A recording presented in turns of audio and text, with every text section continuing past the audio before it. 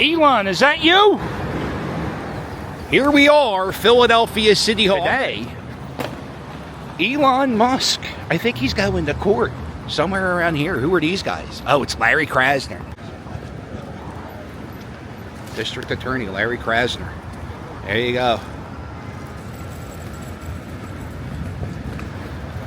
One of the most unlikable politicians in the city. He has a lawsuit going up against Elon Musk today, and I don't like either one of the people involved in this lawsuit. Larry Krasner, he pretty much stinks, and Elon Musk is a billion-dollar troll, so he stinks too. It'll be very exciting. Let's see how this goes. Just so you know, Larry Krasner is the district attorney of Philadelphia.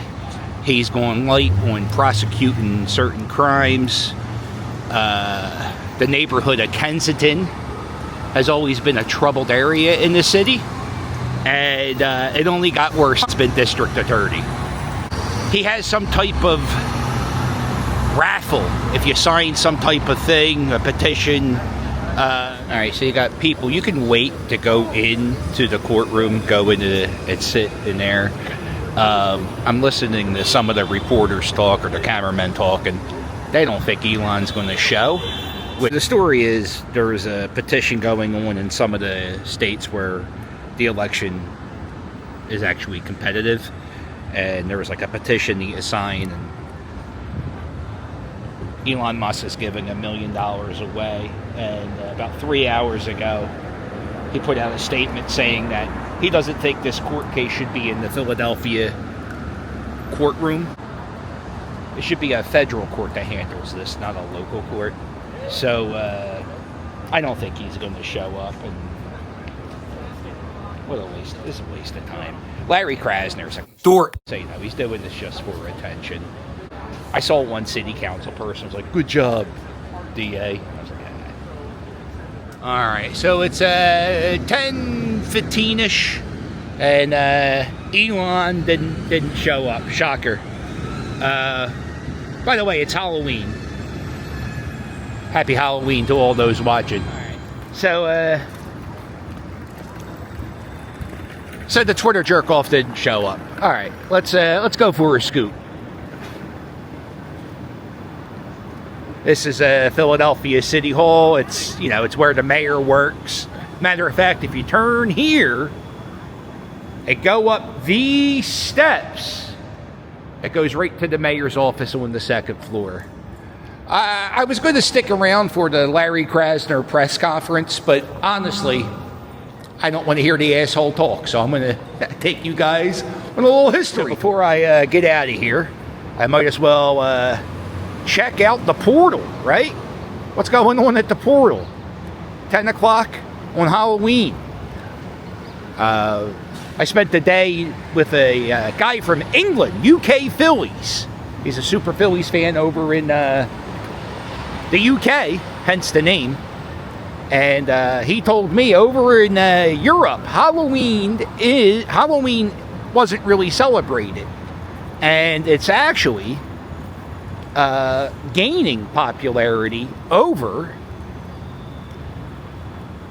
the Atlantic, and I'm kind of curious to see if there'll be any goofballs dressed up for Halloween at the portal. Big gathering. It's all about angles. Oh, look at this guy. I don't know what the hell he's doing with his face. We're gonna turn here. Oh wow. Crowd is kind of light at the portal.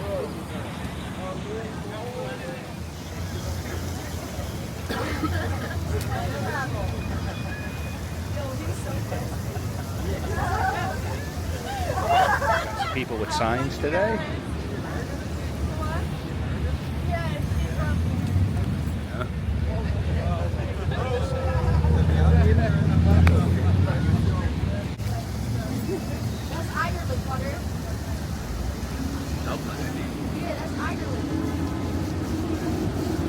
I'm waving like this. See if I can get anybody else to wave. Wave goofy. There you go. Alright. We get it, right? Have a bunch of cameras set up on the other side of City Hall. What do we got going on? Oh! Got NBC News sitting here. This is the other side of City Hall. I was on the...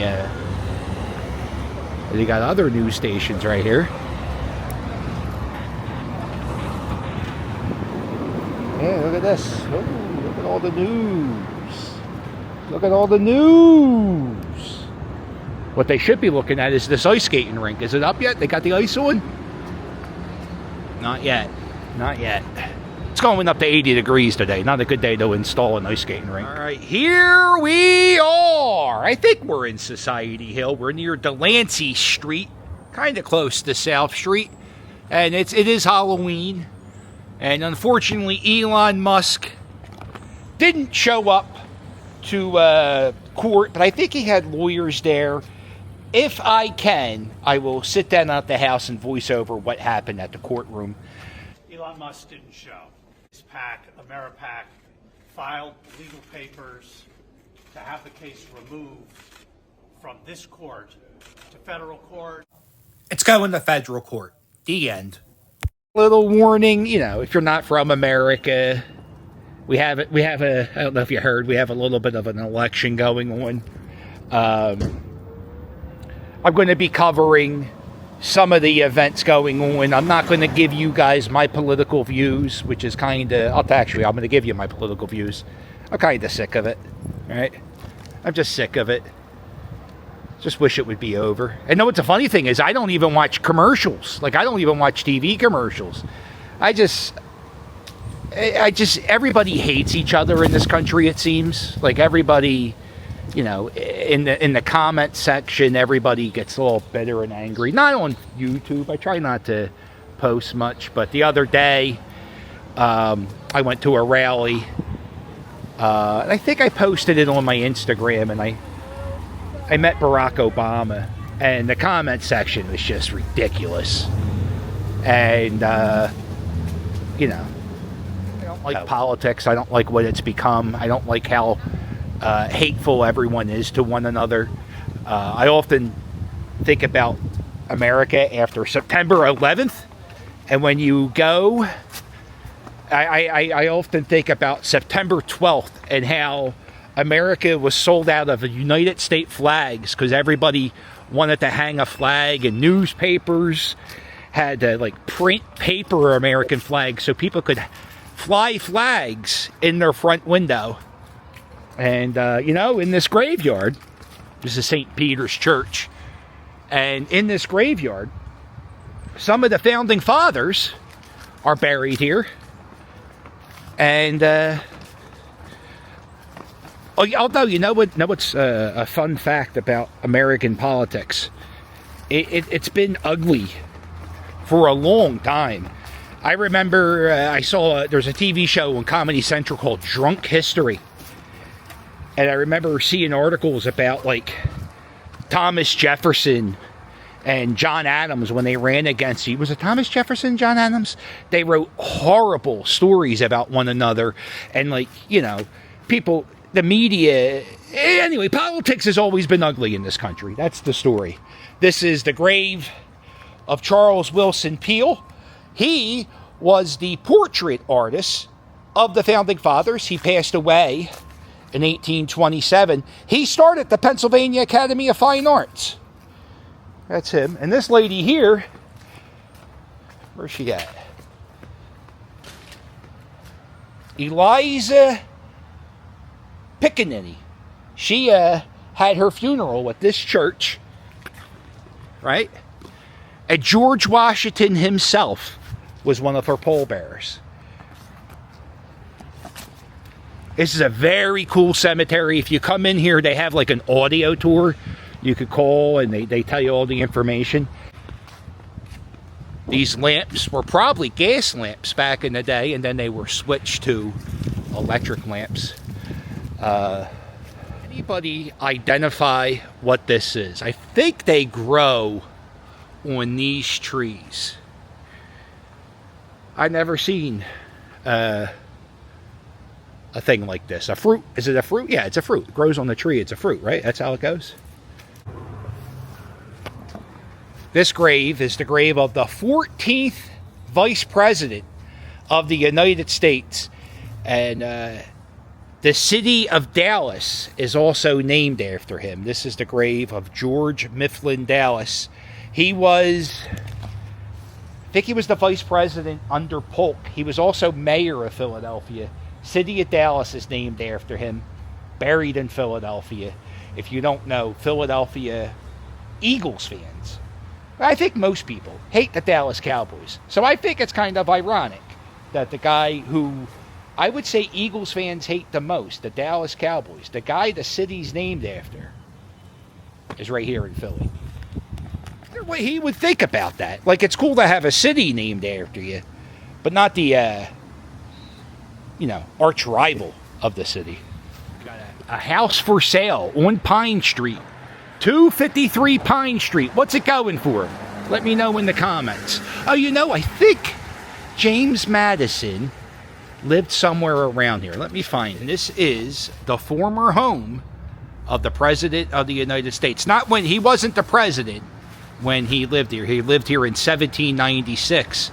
Dolly Madison also lived here. Yeah, this is one of the prettier sections. It's right next to Old City. So it's the neighborhood south of, where Independence Hall is this section called Society Hill. This area, oh, we're dead. We're all dead. I see you, dickhead. You're a big bus.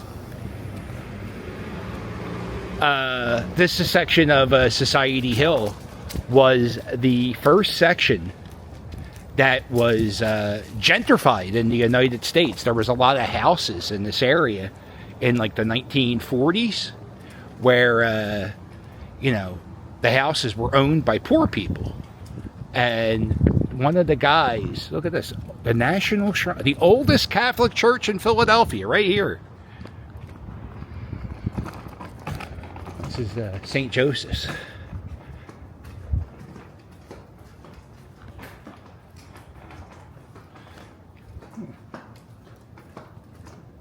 Yeah, so Society Hill was falling apart, and what they decided to do was the city was trying to buy up some of the properties. The old St. Joseph's Sunday School. Got a little statue in here. The first Catholic church in Philadelphia. Right up there. That is a fire insurance marker.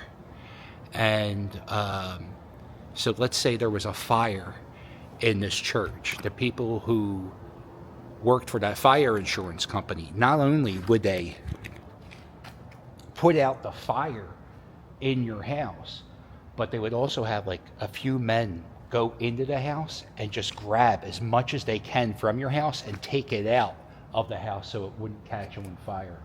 The insurance companies started by Ben Franklin are still open to this day. I think they're right down the street. That St. Joseph's Church is half a block that way. And right here, this is the oldest fire insurance company in America, founded in 1752 by Benjamin Franklin and his friends. Look at that. You're in good hands when you use Ben Franklin's insurance company. This Episcopal church. And I just found the grave. I've been looking for this grave for a few years, and I just realized why I haven't found it, because I've been looking at the wrong cemetery. Over here is the grave of Edwin Forrest, who was a very famous actor in Philadelphia back in the day. He, where's he at? He passed away in the 1870s. Edwin Forrest is the guy who the Forrest Theater in Philadelphia is named after. And this is his whole family.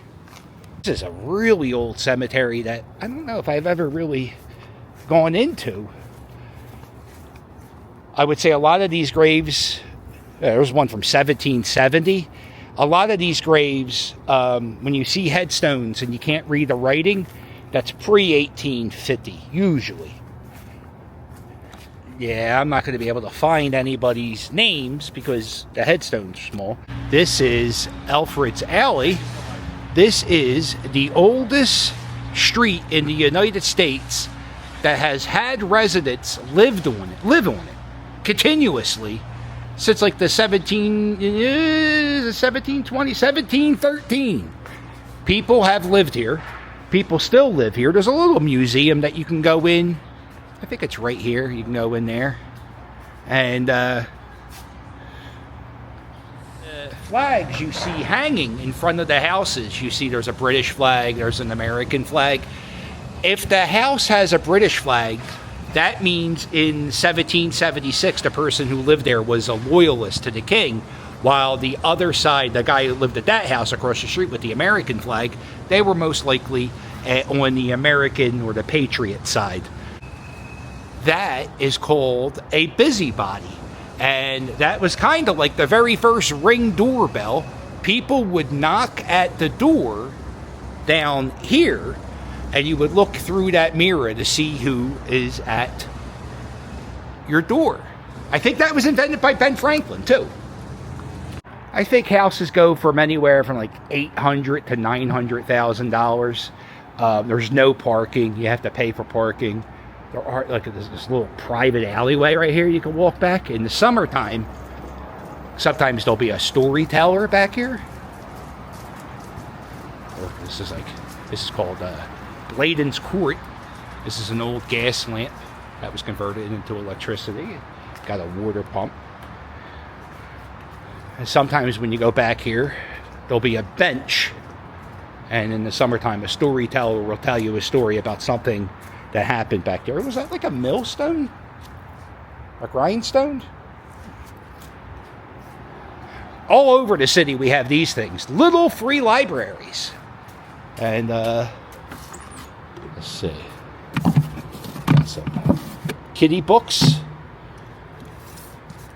We got the autobiography of Malcolm X.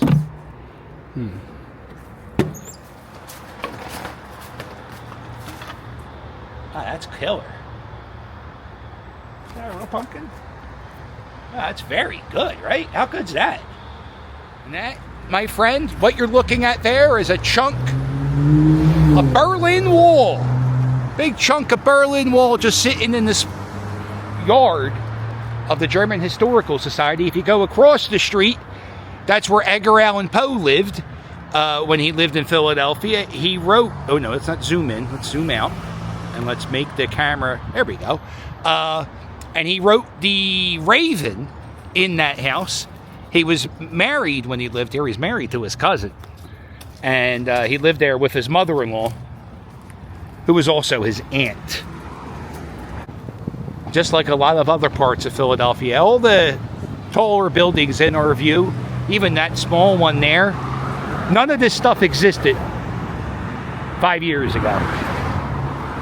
I would say some of this stuff didn't exist 3 years ago. This was a whole shopping mall. They tore it down. They have a Target over here now. I guess that replaces the shopping mall. Over here is a local brewery. It's called Yard's Brewery.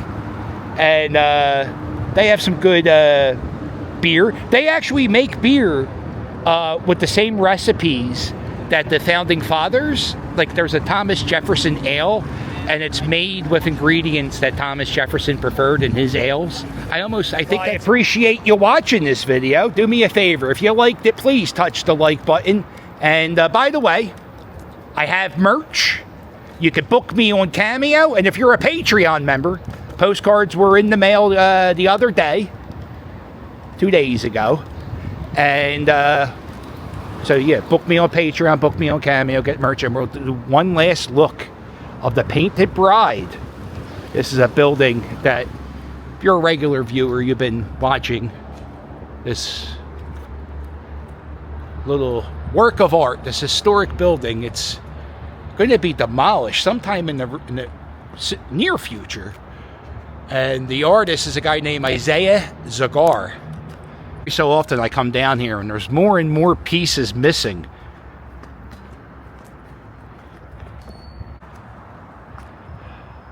There's not many buildings like this in the world. It's kind of a shame to see it go, because you know what it's gonna be. It's gonna be like it's gonna be one of those things, a 6-story apartment building.